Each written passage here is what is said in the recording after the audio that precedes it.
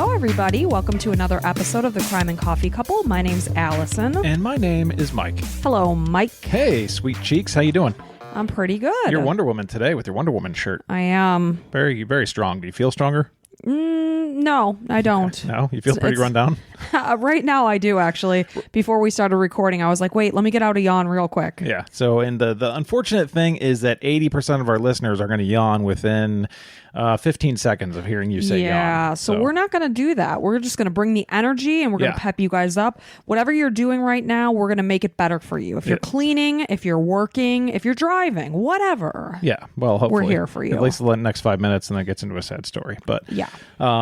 So one thing I wanted to bring up this week, well, before we get there, hey, thanks for all the reviews and all that good stuff on whatever podcast platform you listen to us on. Some people even reach out to us. They're like, I can't figure out how to leave a review, but I guess even like Spotify has some. They have the 5-star. I don't, whatever. But thank you for leaving any reviews wherever you are. We appreciate it so much. Make sure you subscribe. So if you're listening to us right now, press that plus button or whatever so you can be notified for the next one, right? Mm-hmm. Well, and I don't even do it about the notifying per se. I know I brought this up on a previous one. I personally subscribe anytime I, like a podcast because it shows me which ones I've listened to already. Yeah, it says played, and it keeps my spot in the one that I'm not done to. Otherwise, it's like you've never went there. Yeah, it's like, what is this? This is your first time. So I always subscribe to podcasts I like. Always a good idea, especially if it's a Crime and Coffee Couple. Exactly. I'm a little biased, but absolutely. The thing I was going to bring up, we were talking this week, you and I, and we needed to stop for some kind of a grocery of some sort. You mentioned Aldi. Yeah, and it was Aldi, and I was like, for some reason, I'm just the person that stops and goes places all the time. So I think it's because I work from home that it's like generally accepted that I could probably go out and go do something right away, during lunch or whatever it might be. And I was like, hey, you know what? Allison drives like, 20, 30 minutes to work every day? 26, actually. Okay. Every time I get in my car, my watch notifies me. Okay. And I was like, well, here's the thing, Allison. You ever pass an Aldi on your way home by chance? And I was like, no. No. Well, you're looking at Google Maps, and there's actually 2 Aldis on the way home. So it's this weird thing that, Allison, you just say, I'm not stopping when I come home? When I leave work, I want to get the hell home. Yeah. I'm done. Well, who doesn't? I've been working for close to 10 hours at that point, nonstop. I mean, we don't have a break.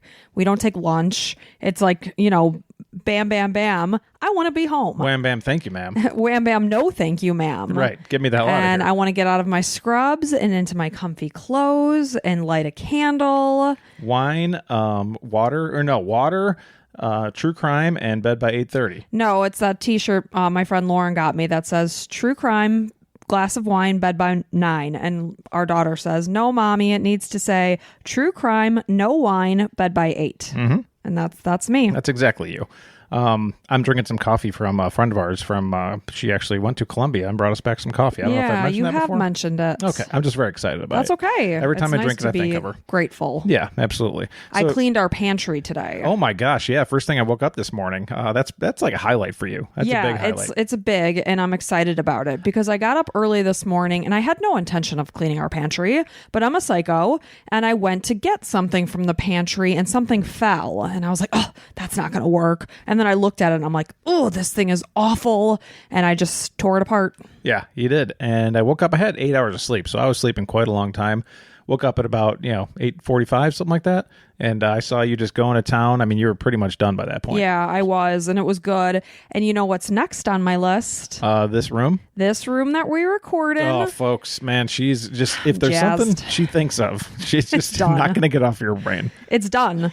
I was laying in bed. I woke up at 6:15 or so, and I was just in my head picturing what we were doing to this office. And I hate this office. I know I've mentioned it. It's poo brown walls.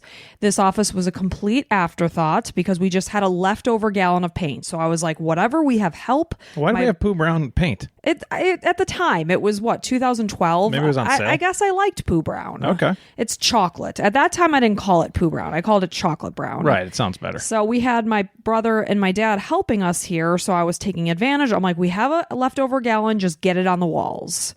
And that's it. Yeah. So now you got this whole new thing in your head with so excited. Wallpaper. Should be really exciting. On one wall, we're going to do wallpaper. Now, I'm going to try to like be unavailable during that time. Oh, you're going to be very much available. Well, hopefully Cameron, our son, hopefully his team wins the All-Stars so we can still play next week and then I don't have to worry about it. I've got it all figured out. Don't you worry. Maybe have a friend over. You come, she or he comes over and helps out. You want me to have a gentleman caller? Hey, whatever it takes. Whatever gets you out of it. For me not to have to put wallpaper up. And folks, I hate home improvement projects, whatever it might be. You purchased a home, you have to do home improvements. You don't have to do home improvement. Unless you want to live in the depths of hell. You have to do home maintenance. You don't have to do improvement. Yes, you do. I want to improve my home. My taste of 2012 is not my taste of 2023. I like to just rest and enjoy myself after a hard week of work and hard week of working out.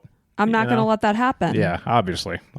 So I'm excited for you guys to see once it's all said and done what it looks like. Yeah, we'll post on Instagram. Absolutely. And then if you watch us on YouTube, you'll see it. Right.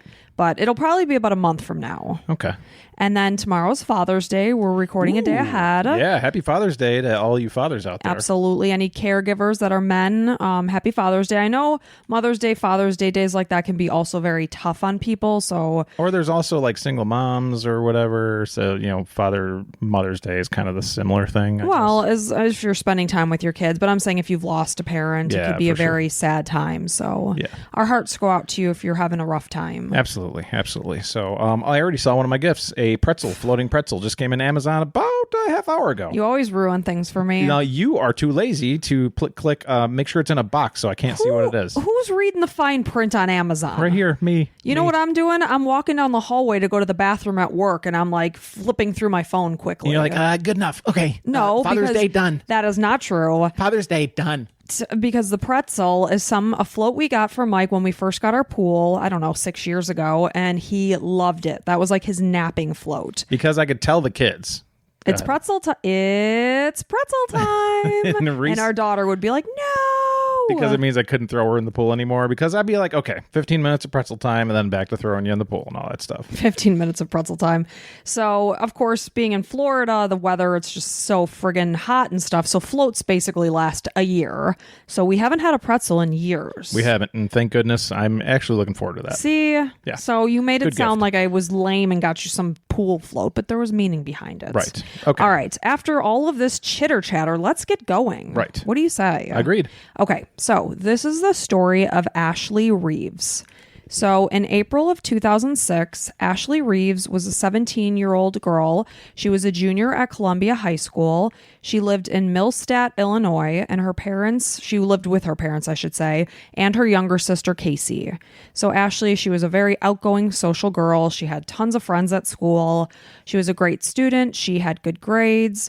Her friends described her as funny and bright. Her parents adored her. She sounds like she came from a very close family. She also had a boyfriend. She was dating a boy named Jeremy for close to 2 years at this point. So Ashley's parents approved of her relationship with Jeremy. They felt that Jeremy was a very wholesome person. He was very caring towards their daughter. So it's like, what more could you ask for? Yeah, that's all you want as a parent. Like, I can't stand when guys will say like, "Oh, you waiting for your daughter to start dating? You're gonna have your shotgun or whatever." It's like, no, man. I hope she finds somebody great that she has a lot of fun with and treats her really well. Like, yeah, I mean that's called normal life. Yes, I'm not gonna be either like trying to. I'm gonna be cleaning my shotgun. Yeah. Okay, dorks. It's like, no, I want my daughter to actually experience life, and you and I met when we were 16, and that is because I'm not a piece of shit. So some of these guys that do this, I'm like, were you a piece of shit to girls? Like, because I wasn't. I treated girls pretty good. Yeah. I mean, we basically kind of were like we are now. We really haven't changed all that much in close to 27, 28 years. Yeah. So, they were in a good relationship. On Thursday, April 27th, 2006, Ashley told her parents that after school, she was going to make the 20-minute drive to Fairview Heights. She said she had an interview. After the interview, she planned on meeting a friend to play basketball. I guess she really enjoyed basketball. And she assured them that she would be home by her 10 p.m. curfew. So she took a change of clothes with her after school. It sounded like her and her sister drove back home together from school. She dropped her sister off. She grabbed a change of clothes and head out from her house again at 3:30 p.m. She was actually driving her boyfriend Jeremy's SUV. She borrowed it for the day. So when her curfew passed and Ashley hadn't come home by 10:30 that night, her parents began to worry. So it sounds to me that she was very, like we always say in these cases, very responsible. She wasn't late for her curfew, it sounded like, because a half hour later, her parents were very worried. So they started, of course, calling friends, asking their daughter, Casey, have you talked to Ashley? Casey hadn't. They called Jeremy. Jeremy hadn't heard from her. They asked her other close friends that she would likely be with. Nobody had heard from Ashley. And the more you're calling, the more you're getting worried. Yeah, and Ashley continued to not answer her phone. She wasn't answering texts, etc. So they reached out to the St. Clair County Sheriff's Office. And, they automatically tried to give assurance that these things happen all the time. She was probably studying or doing something and lost track of time.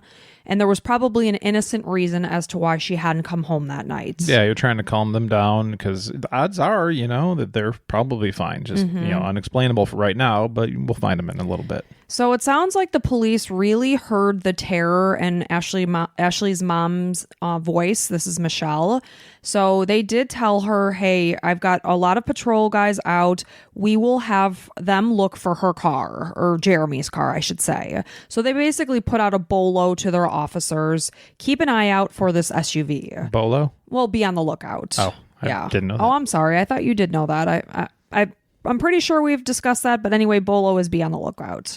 So 8 hours into the investigation, or if you want to call it investigation, or be on the lookout, they actually did come across Jeremy's car.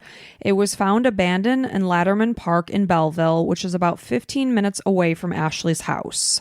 Inside the car, investigators found a bag of clothes that Ashley had planned to change into for the interview and then basketball. Police began to question Ashley's family and friends, and when they spoke to Jeremy, obviously they wanted to first clear him. Did he have any involvement in her disappearance? You start closer and work your way out. He explained that he'd actually been out of town when Ashley went missing. He explained that he had loaned her his car so that she could get herself to the interview and then to basketball. Police quickly confirmed his story, and Jeremy was cleared as a suspect. So the cell phone bill had just incidentally arrived that day to the house. So, of course, Michelle is scanning the numbers in Ashley's log. And back in this day, in 2006, you'd still get the billing, through the mail, and it would list every single call that was made by every single phone on the account. Like every time, like 10 pages, every time. So a lot of the numbers they could quickly identify, but they did notice one that they saw over and over. So Michelle just decided, hey, I'm going to pick up the phone and call this number. So a man named Sam Shelton picked up the phone. Michelle said that he was very polite and he told her that he hadn't seen or talked to Ashley. He didn't know where she was. He sounded concerned, but told Michelle that it was probably nothing to worry about and that Ashley would show up. Who is he? You're going to tell us? We'll get to that. Okay. So he said that if he heard from her, he would let her know, and he basically quickly hung up the phone. It was not an extensive phone conversation. So in the meantime, police continued to speak with Ashley's friends. They were questioning her friends, like, why did Ashley go to this particular place to play basketball when she had a park within her own neighborhood? So friends were explaining that she tended to meet up with a man, and lo and behold, this is also Sam Shelton. Okay. So who is Sam Shelton? So he's 26 years old. He's a teacher at Freeburg High School. So he had actually been Ashley's middle school teacher when she was in 7th grade in the year 2001. So that's how they had met each other. They did an ongoing, conversation with the police. It eventually came out that Ashley and Sam were romantically involved. Okay, so she was having an affair with Sam. Yes. So Ashley's family was completely caught off guard by this. Well, they feel hurt too because they like Jeremy. And they're like, what? Oh, man, I can't believe you didn't tell any of us about this. And they had no idea. They were shocked. Ashley sounds like a very level-headed girl. It was very unlike her to come out that at age 17 she was having an affair with a 26-year-old man that just so happened to be her teacher. So they were shocked. Did you mention Ashley has a dad? Yes. Okay. Yeah. Her mom and dad. It's just her mom did a lot more of the interviews, so I talk more about her mom. It's not to say that her dad was not involved, because he was. I was just wondering why she was going for like an older man. But yeah. So of course, when Ashley's parents are making the phone call to Sam, they're thinking in their head, like, why is she frequently communicating with a teacher outside of school, not knowing at the time what the extent of their relationship was. So everything's kind of like dawning on them and coming out in the open. So all of a sudden now Sam is becoming a very quick person of interest. I mean, yeah, once Jeremy wasn't there, Sam's the next guy. Yes. And time is ticking by at this point, and Ashley's family is sick with grief and worry, wondering where the heck could their 17-year-old be? Was she hurt? Was she suffering? Was she cold and scared? Was she alive? Was she dead? They had no idea. She just was gone. Yeah. So police and family learned that Shelton taught PE. He also taught driver's ed at a different high school. So Freeburg High School was not where Ashley went to school. So Ashley and Shelton, like I said, he had taught her in 7th grade, but they're reconnecting in February of 2006, a little over a month before Ashley went missing. So police soon learned that Shelton was a very popular teacher at his school. He was very much well-liked by his students because, of course, he was younger. He was 26. We've all been to high school, and there's always those, like, teacher guys and girls that, like, everybody just loves. And it's like, yeah, we can all picture a teacher from our high school days where it's like, yeah, this person was probably fooling around with some I mean, I sure as hell hope not. Right. Just because you're young, good-looking, and so, you have a good personality doesn't mean you're going to be willing to sleep with a student. That's sick. Yeah, I agree, but I mean, you hear a lot about it, so. Yeah, I don't know what, he must have had a pretty good personality. I remember my biology teacher. I adored that man. I didn't have like a crush per se on him. He wasn't like a great looking guy, but he was just the best person in the whole world. Personality, hilarious. And, oftentimes your teachers can be pretty lame. Well, so what if he's like, you're really pretty, Allison, I would have panicked if he would have put the moves on me. Okay. So anyway, so again, he's very much well liked at the school where he's a teacher, as well as in the community too. I guess he was trying to be a pro wrestler on the side. His nickname was the Teacher. Some of the female students referred to him as the cute teacher. Others did feel, though, that he was full of himself. He was very athletic. He played in multiple sports, including what I read was fast pitch softball. But then another thing said they picked him up at a baseball game. So whether it was softball or baseball, I'm not entirely sure. But he seemed from, when the police started speaking with him to be very polite and friendly. And people could attest to that. He was often seen doing chores for his mom and his grandma, helping them to maintain their property. So Shelton did live near Latterman Park where Jeremy's car was found. It was an upscale neighborhood called Wildwood Lake Estates where he lived with his mom and grandma. So when we say he's doing the yard work, it's not like he was going there to do the yard work. He lived there, but he was exceptionally close to both his mom and his grandma. So police found Shelton at softball practice or baseball practice, one of the two. They brought him in for questioning. He was calm, friendly, and cooperative. When police asked about his whereabouts in the time frame that Ashley went missing, he explained that he had a typical day. He was teaching his high school classes on Thursday and Friday. During the day, he said on Friday night after class, he went to a bar. He participated in line dancing. He told investigators that he hadn't seen or heard from Ashley in days. He had no idea of her whereabouts. He's sitting down with police, not knowing what they know. He's saying, we're completely just friends. We'll occasionally rarely meet up and play basketball, but that's it. We're just friends. Ah, okay. So he denied having any sort of inappropriate relationship with her. He insisted they were just friends. He did say, hey, I taught her during middle school. We just simply stayed in touch. We occasionally play basketball together. And the police knew that they had a relationship because of her friends. Yes. Ashley's friends. Okay. Because, of course, they're trying to help find their friend. Absolutely. So, again, he's sitting there across from police in an interrogation room. He's continuing to insist that their relationship strictly platonic. Police know he's lying. So police say to him, Sam,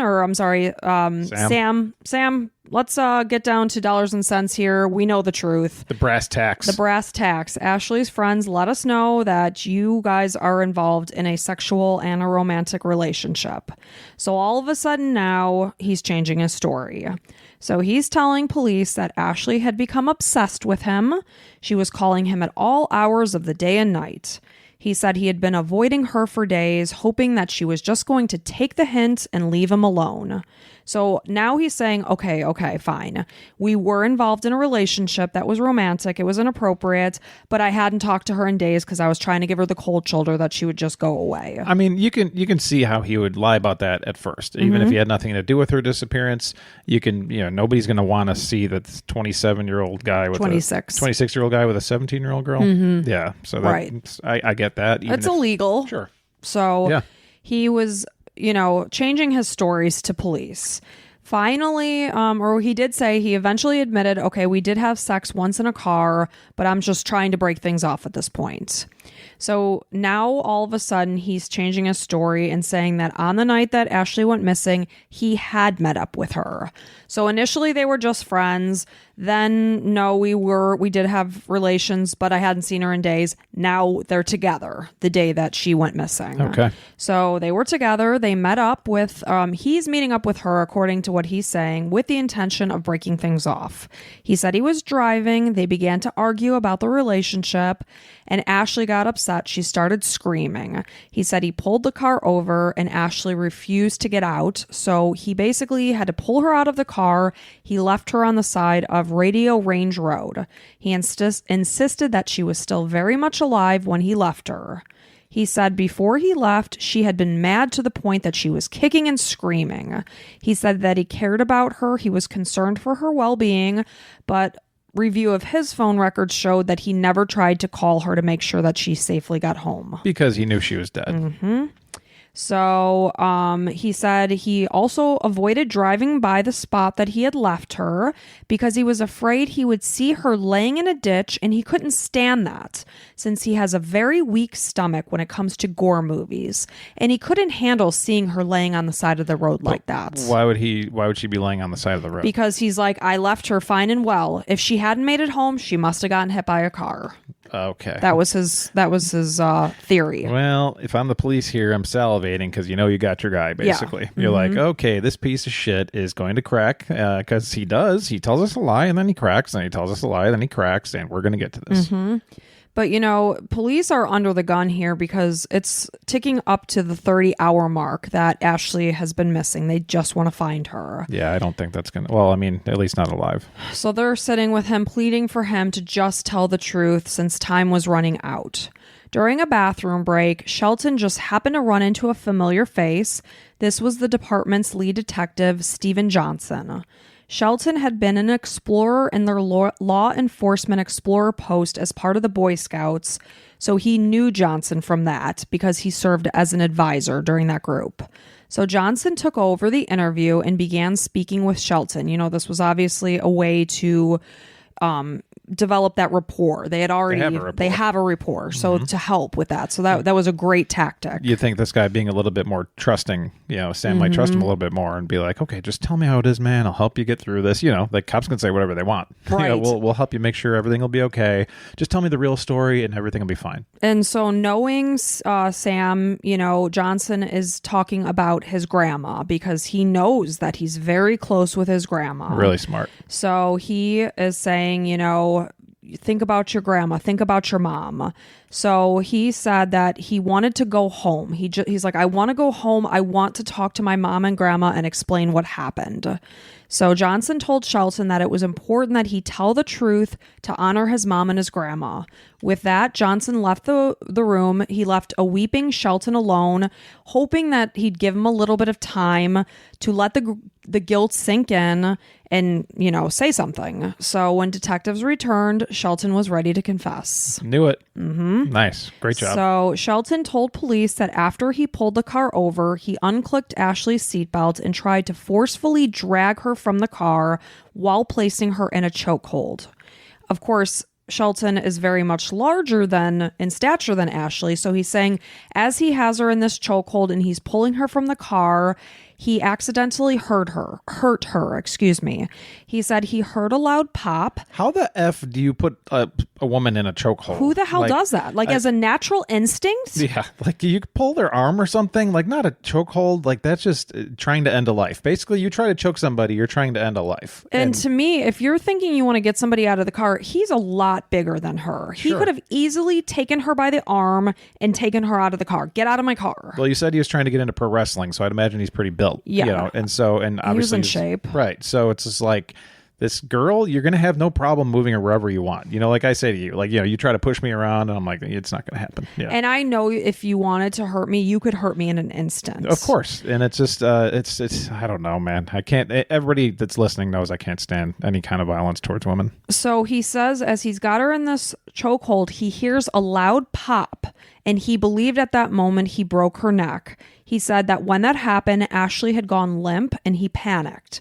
He removed her from the car and dragged her body into the woods. He told police that he wanted it to look as if somebody had attacked Ashley in that location. So then once he got her to that spot, he strangled her with his hands. Mm-hmm. And he realized that even after doing this, Ashley was still breathing. So he decided to take off his belt, wrap it around Ashley's neck, use his foot for leverage to strangle her that way. Oh my God. He told monster. He told officers that he's not sure how long he held on, but he had to turn his head away because he didn't want to see. He said that he heard gurgling noises, and when he let go, foam was coming out of Ashley's mouth. He said she was the sickest colored I'd ever seen. Her tongue was like kind of protruding like that between her teeth. He continued to pull the belt with such force that he actually snapped the belt in two. Man, that's hatred. That's like really, that, you know, we talk about crimes of passion. That's some passion there. Mm-hmm. Unfortunately, that's horrible. So at this point, he repositioned Ashley and went back to using his bare hands because his belt was no longer usable. So he was finishing choking her with his hands a third and final time until he saw no more breathing, no more frothing, and no more changing of her facial color. He then left Ashley to die on the ground deep within the woods, saying, "I just took off. I mean, I literally darted through there like a bat out of hell." So police tried to understand why he hadn't called for help when he believed that her neck had broken when he was pulling her out of the car. And he said he didn't want to be blamed for her death. He feared the repercussions, including losing his job. Well, I can't wait until they find her body and determine if that's the real story or not, because I have a feeling that's not the real story. So he said the next day he went about his routine as usual. He taught his high school classes. And then, of course, the police are going to his school to talk to different staff and students. They said that he seemed completely normal that day. Man, you got to wonder if, that's what this guy has had in his past, you know? Has this happened before? Like, I know you're going to hopefully get into that, but crazy. Because a lot of the cases where people try to go about their daily routines, people will say he seemed nervous, he seemed edgy, fidgety, etc. They said no, he was making jokes. He was completely the same as he always was. What would you call this? Like a narcissist type thing? Totally. That you can like compartmentalize like that. Right. So yeah, he seemed to have no care in the world about what he did. Like he kind of probably, you know, said it to himself like, well, you know, it wasn't my fault. I mean, you know, she wouldn't get out of my car. I dragged her out and, you know, I told her to get out. She wouldn't. I pulled her and her neck snapped by accident. And yeah, what am I supposed to do? Right. So I left her. Oh, good. So not my problem. I'm going to go teach PE. So that night, as Ashley's body lay in the cold, dark woods, he went out for drinks and line dancing. And there's like a video of him line dancing. Ugh, gross. So after his confession, Shelton told police that he could take them to where her body could be located in Citizens Park. This is a 45-acre park in Belleville, 12 minutes away from where Ashley lives. At this time, it was dark outside. The weather was terrible. The rain was coming down like crazy. So as they're walking through this area, he's trying to find where he left her, but he's having trouble doing so. So 20 minutes has passed, close to 30 minutes. Police at this point are basically feeling like he's playing games with them. Wild goose chase. Take exactly what I just wrote here. He's taking them on a wild goose chase. But finally, a flashlight beam comes across what they see and think is Ashley's body. Oh. So she was soaking wet. She was covered with insects. She had thousands of insect bites over her body. Her hands were pulled up to her chest. Her tongue was protruding protruding from her mouth. So that did fit the description of what he even said. So police were just devastated. They'd been unable to save her. They were just thinking about the horrific task of having to notify her parents about what they had found. All of a sudden, someone shouted out, "She's breathing." Holy cow. Call oh my God. EMTs. Whoa, hold on a second. That's just, oh, wow. Yes. That's incredible. They saw her chest rise. Wow. Yeah. That's okay. That's amazing. A curveball, right? I just got I felt something in my brain. That's crazy. That's awesome. So they suddenly saw Ashley's hands move and her chest rise. Ashley was miraculously alive after being strangled 3 times and left in the cold for more than 30 hours. Oh my God. What a warrior. I mean, unbelievable. Jeez. So EMTs quickly rushed her to the hospital. They didn't even believe that she was going to make it out of the woods alive, let alone in general. Well, sure. You're worried about moving her at all because I'm sure there's some, if what he said was true about the neck thing, you're not supposed to move anybody until there's somebody there that can stabilize them. Yeah, so they did. They had to wait for them to come. When they got Ashley to the hospital, she was put into a medically induced coma. Shelton was arrested. He was charged with first-degree murder.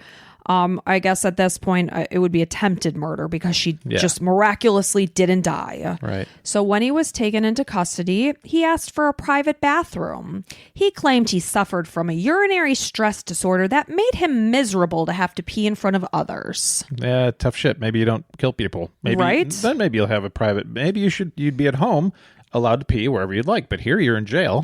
So you don't get that privilege. Either hold it or piss in the hole. Either one. So he also worried about his contacts, and he needed a contact case and solution. You don't need to see anything besides concrete walls, asshole. And he seemingly at this time had no regard as to what he had done to Ashley. And he showed no sign of remorse. He pleaded not guilty, and he was released on bail and placed on house arrest. He was allowed to be in the comfort of his own home with his mommy and Grammy over the year that he waited for his trial to begin. And a year because the trials take so long. So the he court just system's so backed up. Got to be comfortable at home. Wow. After nearly brutally killing this girl. While Ashley's clinging on to dear life completely in a hospital, and this asshole's just sitting there. Is he still working? Probably not. No, sure. he was on house arrest. I mean, high Can you school's not imagine? going to allow him yeah, back. hi, Mr. Shelton. Ooh. So before he faced attempted murder charges in court, Susan, who is Shelton's mom, called 911 because he attempted suicide with prescription pills and alcohol. When responders arrived, he was seemingly in an unconscious state. He had written something on his chest to basically give off the impression of do not resuscitate. As EMT workers are trying to revive him, he immediately became alert and began striking them with his fists. He was transported to the hospital where allegedly he had made racial slurs toward a nurse and kicked her in the face. So that's nice. Shelton's mental state was questioned, though a psychiatrist deemed him competent to stand trial. It's likely that he used this suicide as a way for him to gain empathy from a jury. Ashley's family... I don't care how many times what he did to himself, what he didn't get in jail, just explain what he did to this girl, and you're done, man. You're going whatever the maximum is. It's it's 0 to 5, and I'm going to hit 5 on all of them. Max. Exactly. And we're done. Yep. So Ashley's family signed off on a plea deal to avoid the turmoil of her having to face a trial. Sure. So Susan, who is Shelton's mom, said that the family reluctantly accepted the deal, insisting that he wouldn't have gotten a fair trial anyway because of the continuing demonization of Sam. Blah, blah, blah. Go to hell. It's because he is a demon. He is a demon. Yeah, there's a reason to demonize somebody is because they're a demon. And Sam Shelton is absolutely a demon. We're simply telling the facts of what your little baby boy Sammy did, and that makes him a demon. Correct. Susan. He said it. He told the police he did it. This isn't people making this up. Yep. He said it. He said it, and everything he said turned out to be true. Because he's also a puss, and any murderers out there, please, by all means, keep on telling your stories because they need to be told, and you should go to jail for these things, and hopefully you get it off your shoulders, and it's easier to, arrest you and put you in jail. Don't let this be a deterrent. But yeah, he's a big puss. Well, and why do you think he was attracted to a 17-year-old girl? Yes, ladies, what do we tell you every time? If there's a guy that's 10 years older than you attracted to you and you're 17, 18, 20, whatever, that guy's a loser. And nobody his age will go out with him. And again, if you're 30 years old and your husband's 40, that's different. Sure. We're talking about 17 and almost 30 years old. Yeah, that's somebody preying on children. Big difference here. So, he is now taking this plea deal. So Shelton did accept this deal. He was sentenced to 20 years in prison for first-degree attempted murder. And according to the Illinois Department of Corrections, his projected parole date is April 22nd, 2024. So we're looking at less than a year from now. That's insane. Man, so just because she didn't die. Because she didn't die. And if her heart would have stopped, then he'd be in jail much longer. Isn't that crazy that this warrior held on to life somehow? He did the same thing, whether she died or stayed alive, and he gets less jail because she was so hard and tough and stayed alive. Unbelievable. Yep. I find that to be insane. So he's currently 42 years old. When he is released, he'll be about 44. So he has since been moved to a minimum security prison in preparation for his possible upcoming release. Why? I guess there's harder criminal. I don't know. This is a pretty hard criminal. Yeah, this is pretty damn bad. Yeah. So when she was found, Ashley was barely breathing and paramedics rushed her to the hospital. And of course, she's being put into a medically induced coma. Her prognosis was not promising. So medically induced coma because did she have head injuries or? Well, she was strangled severely, which was cutting the blood to her brain. And so that cut off blood. So why would they need to induce a coma? To allow her body to heal. Okay. Yeah. So she suffered from traumatic brain injury as well as a broken neck. So when he heard that pop, her neck had broken. Okay. So the only memory that she had of the attack was the fight that occurred between her and Shelton. And the fight was because she was breaking up with him. Really? Yes. Are you kidding? No. Oh my God. I totally expected that she just wanted to be with him, and he was probably like, well, I'm a teacher. I can't have this Leo laying around me. Oh, my God. She was trying to break things up. Do we know this for sure? Also, did Sam say it for sure? I'm not to say that she's not telling Sam the truth. told nothing but lies. Okay. Nothing that comes out of that guy's mouth. Because we have to keep in mind, Ashley is definitely feeling bad that she, cheated on Jeremy. I'm sure, but things were pretty touch and go at first. The story will be easier if she says she was trying to break up with him. Well, I'm not saying. I'm just telling you what I read. I'm so thankful Ashley's alive because everybody makes mistakes, whatever. Right. We're all human beings. For sure. We make mistakes in life. Yes. She was a 17-year-old girl, for God's sakes. Yeah, right. It's craziness, but that's interesting. And that's a better story that she was trying to break up with this and piece I of believe shit. it. This guy is a complete wuss puss, and I say those words because we just watched the word. I'm sorry. Do we have to delete those words? Wuss puss. We watched Coraline last night, and for like the millionth time. And if you've watched that movie, you'll know that she calls a cat a wuss puss, and that's exactly what this guy is. He's a wuss puss. So she has barely any memory of the days leading up to the attack or the weeks after. During her 3-month hospitalization, the once trained athlete needed to learn how to talk, swallow, and use her limbs. Her mom had to change her diapers as her muscles recovered. Wow. A newspaper article from 1 year after the attack indicated that she was able to drive at that point. She walked, but still in a stilted manner. Her typical routine a year out was meeting with a speech therapist at 9 a.m., an occupational therapist at 10 a.m., and then a physical therapist at 11 a.m. So we're talking about hours and hours of therapy still a year out from her attack. Essentially, it's the same as a stroke, a massive stroke. It is. Because it cut off blood to the brain, and the brain's like, forgets everything that it had as far as your motor function and, thoughts and all those parts of her brain were damaged because this mother effer strangled her 3 times. So, man, if it happened to my daughter or friend or cousin or whatever, I'd just be so glad that she was still alive. And to have her parents were just amazing. They both took leave of absence from their works so that they could be by her side through every moment of this. So thank goodness she had such a strong support system because, she worked her ass off to recover and they helped her Because I'm sure there's times when you're having to relearn to walk when you're an athlete that you do want to give up. And that's why you've got those cheerleaders around you. I mean, I've got like a 0.0001% story that's like 0.0001% of what she's going through when I have gout flare-ups. You know, like I'm a perfectly capable human being, but I have this like big pain in my foot where I can't do anything, like because it hurts so bad. And I have to sit there and watch you running around and the kids doing stuff. And it's just like, you know, that's not even close to what she would be going through. That's a blip on the radar, so you can only imagine. Like your whole life, you're just used to being able to do whatever you want. Now it's like you're, you know, coming back from being just somebody that can't even move. It's almost like you're being reborn, Absolutely. you know, but in a body that's used to being athletic. But you know that it can do more, and you're like, come on, do it. So she worked also with a private tutor. Again, this is a year out. A few times a week. She was unable to attend her regular classes at Columbia High School. At this point, doctors still weren't even sure how much her brain would fully recover because, you know, it was still a year out, was too soon to tell. So there was a period during her recovery where she would just scream. Her parents were terrified that she was lost forever. This was while she was in the hospital. Like literally her only response was just to scream. Wow, that had to be scary. So scary to see your child go through this. Michelle felt like her daughter's mind was locked into being strangled. And when she looked at you, she just looked through you. She had no recognition. Oh my God. Oh, my heart breaks for these parents. But obviously they've got their daughter. She's alive, but how scary must this have been? So before Ashley was able to speak again, she would blink once for yes, twice for no. Michelle would use playing cards to test her daughter's mind. She would show her different cards, ask her yes, no questions about them. They also kind of developed like a little sign language where they would try to, you know, understand each other. Sure. So, you know, they did whatever they needed to.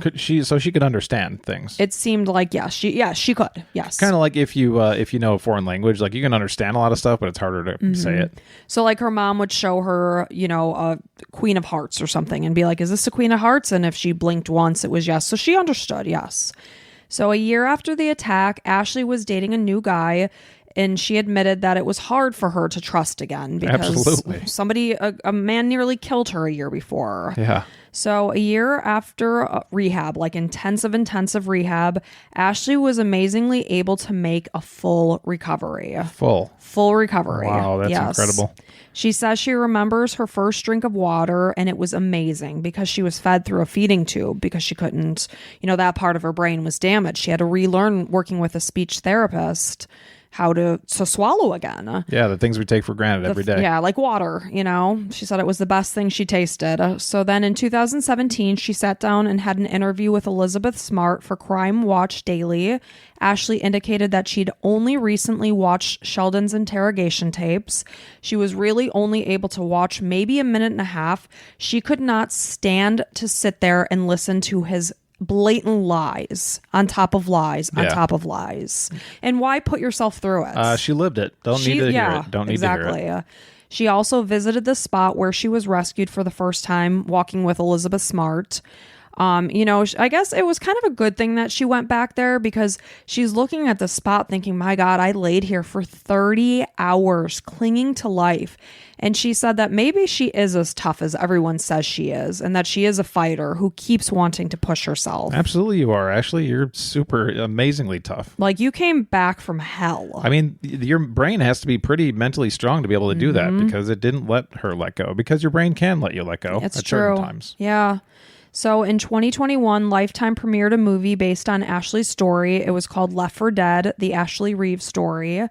But really, other than the 2017 interview with Elizabeth Smart, Ashley has really tried to put all of this behind her so that she could move forward in her life. She doesn't want her life to be defined by this story. So she's really stayed under the radar. She's about 34 years old. She's married. She has 2 kids. She lives in Illinois. She works as a caregiver. And she urges others not to give up. Don't ever give up on yourself. There's bigger, better things out there. I've gone through plenty of hardships and just keep fighting. Every day it's a struggle, but you just keep on trudging. Man, she could make a good living being like a motivational speaker. I agree because, I mean, mentally to have to live through all of this and recover, and the dedication to recover. Ashley, if you come across this, like, there's corporations that'll pay good money for you to talk to their salespeople once a quarter and come out and say, like, you know, I survived this. You could survive a tough quarter. Yeah, and it's true, because we all do sometimes need to hear something that's like brings us to light, like really the crap that we worry about on a day-to-day basis. If somebody can get through this, we can get through what we're, you know, thinking about. Right. So that is the amazing, and I didn't want to title it The Survival Story, because I didn't want you to know when I was telling it what the outcome was. Well, when you were saying, like, they only had like a certain amount of time before the 60 hours or whatever it is. They were coming up to the 30-hour mark, because it's April in Illinois. It's cold. Yeah, the 30-hour mark. And I'm like, well, it's not like there's a magic, like, clock that's like, oh, 30 hours, she's gone. Right. But you think about being without water and stuff like that, knowing that if she was alive, time is ticking. Hey, thank God they did that. And I will say that, Detective Johnson, nice work on cracking that piece of shit, Sam Shelton. Yep. Again, piece of shit, Sam Shelton.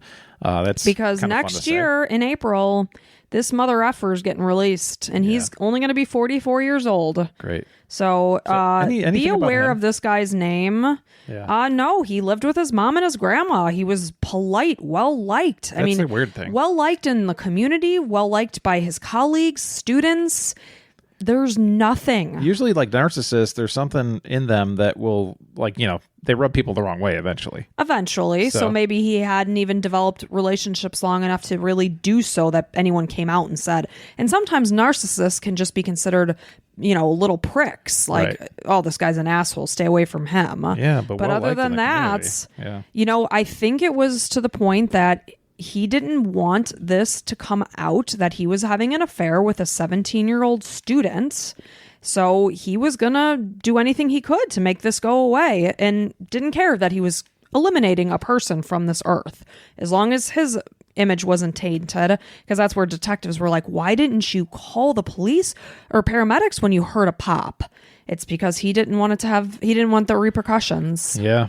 Well, hopefully he has a horrible, horrible life with profuse diarrhea, lots of like herpes and gonorrhea and constipation, you know, whatever. Anything horrible and just, that could happen to you him. know, be aware of this guy, that he's going to be free in a year. Like, know his name, know where he's living if you can. He's in Illinois? He's in Illinois. He's in prison in Illinois. What he's going to do when he's released, I don't know. But I do not imagine they would put him back in the teaching position. No, that won't happen. But, you know, just in case, like, somebody starts dating this guy not knowing his past. Yeah. You know? Kind of a common name, unfortunately. It is. It's a common name. Well, everybody Googles everybody now, so that's good. Yeah. Well, thank you for telling us that story. What an awesome story for her to come back. I know. And especially after that just horrific story I told last week of...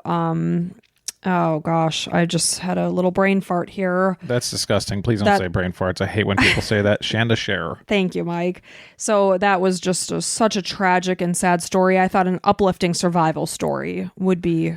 Those are my favorite. Yeah. So thank you for doing that. Thank you, everybody. If you liked what you heard, I got good news. We've got like over 20 episodes available to you. Or if you even like what we're doing and want to support us, you can go on over to Patreon and become a supporter for as little as $5, man. Just $5, and you can get yourself access to, I think, at least 15. Right around 15. 15 episodes. You get like 20 or 30 if you're the second level. So go check it out. Even if you do it for a month and binge, whatever, man. You know, we'd appreciate it. Also, you need a new t-shirt. We've got merch. So That's true. There's links. And they're just like t-shirts we wear on the show every once in a while. So check it out.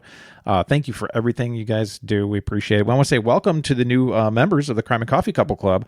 No. Oh, wait, no.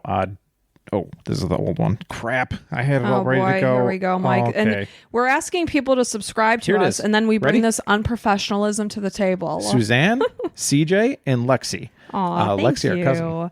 Lexi is our beloved cousin who we adore. Yes, and she wanted extra episodes. She's like, I want to support you guys, and also I'm doing something and I need extra episodes. So I'm becoming a patron. And you know what? Something interesting.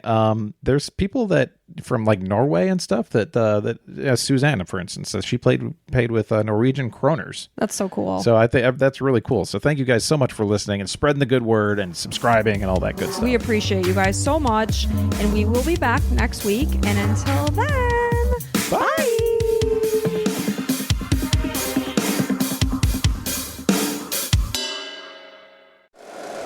If you like the show, please take a moment to rate, review, and subscribe. It really does help the show to grow. Thank you for listening.